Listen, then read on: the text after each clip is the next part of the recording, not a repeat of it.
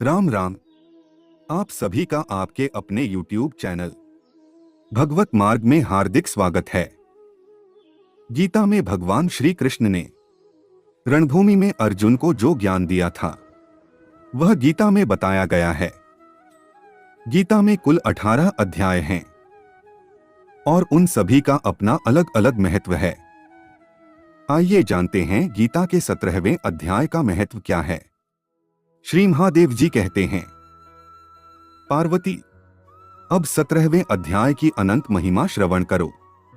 राजा खड्गबाहु के पुत्र का दुशासन नाम का एक नौकर था। वह दुष्ट बुद्धि का मनुष्य था।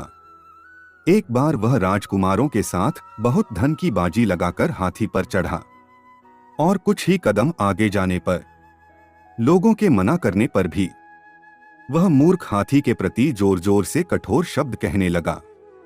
उसकी आवाज सुनकर हाथी क्रोध से अंधा हो गया और दुशासन को गिराकर काल के समान निरंकुश हाथी ने क्रोध से भरकर उसे ऊपर की ओर फेंक दिया।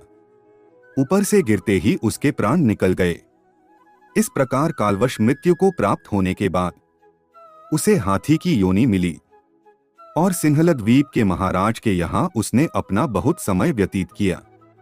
सिंहलद्वीप के राजा की महाराज खड्गबाहु से बड़ी मित्रता थी, अतः उन्होंने जल के मार्ग से उस हाथी को मित्र की प्रसन्नता के लिए भेज दिया। एक दिन राजा ने कविता से संतुष्ट होकर किसी कवि को पुरस्कार रूप में वह हाथी दे दिया और कवि ने 100 स्वर्ण मुद्राएं लेकर मालवनरेश को बेच दिया। कुछ समय व्यतीत होने पर वह हाथी यत्नपूर्वक पालित होने पर भी असाध्य ज्वर से ग्रस्त होकर मरणासन्न हो गया। महावतों ने जब उसे ऐसी शोचनीय अवस्था में देखा तो राजा के पास जाकर हाथी के हित के लिए शीघ्र ही सारा हाल कह सुनाया। महाराज, आपका हाथी अस्वस्थ जान पड़ता है। उसका खाना पीना और सोना सब छूट गया है। हमारी समझ में नहीं आता इसका क्या कारण है। महावतों का बताया हुआ समाचार सुनकर राजा ने हाथी के रोग को पहचान वाले चिकित्सा कुशल मंत्रियों के साथ उस स्थान पर भेजा जहां हाथी ज्वरग्रस्त होकर पड़ा था। राजा को देखते ही उसने ज्वर की वेदना को भूलकर संसार को आश्चर्य में डालने वाली वाणी में कहा, संपूर्ण शास्त्रों के ज्ञाता, राजनीति के समुद्र, शत्रु समुदाय को परास्त करने वाले तथा भगवान विष्णु के चरणों में अनुराग रखने वाले महाराज, इन औषधियों से क्या लेना है। वैद्यों से भी कुछ लाभ होने वाला नहीं है। दान और जप से भी क्या सिद्ध होगा।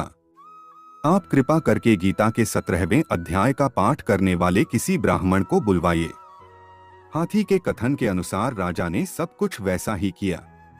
तदंतर गीता पाठ करने वाले ब्राह्मण ने जब उत्तम जल को अभिमंत्रित करके उसके ऊपर डाला, तब दुशासन गज्जोनी का परित्याग करके मुक्त हो गया।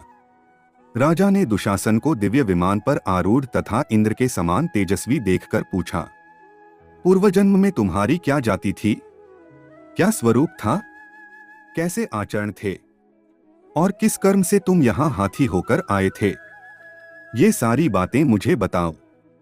राजा के इस प्रकार पूछने पर संकट से छूटे हुए दुशासन ने विमान पर बैठे ही बैठे स्थिरता के साथ अपना पूर्वजन्म का उपर्युक्त समाचार यथावत कह सुनाया।